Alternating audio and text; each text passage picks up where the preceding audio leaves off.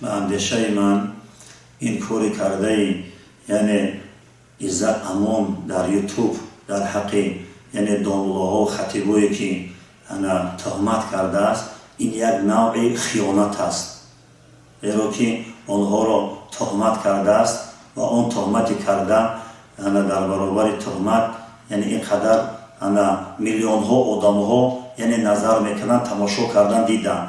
یک آبرو را گرفتن سالها در کار است و یک آبرو را ریزاندن، یک لحظه را ریزاندن.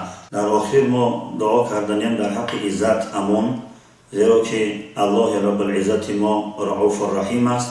دعای بد خوش نمی آید و در اسلام ما یعنی دعای کردن بهترین که خداوند عزت امان یعنی توفیق رفیق گردانده باشد تا اینکه باز بگرده از این راه گمراهی و به راه راست خداوند هدایتش بفرماید.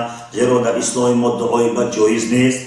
ما دعاگوی آنیم که پروردگار اون را هدایت کند و در برابر آخر سخن خود همین را میگن که خداوند دوست می‌دارد عفو کننده ها را، زیرا که در برابر آنی که مسلمانان تاجیکستان زیرا که اینقدر تحقیر و اینقدر سخنایی که در حق دانلوها و خطیبا کردن، در حق دروغ ملت بستن، ما از الله منان طلب نمی خداوند عفوش کنند. و در آخر سخن خود را به پایان می‌رسیم و آخر دعوانا ان الحمد لله رب العالمین.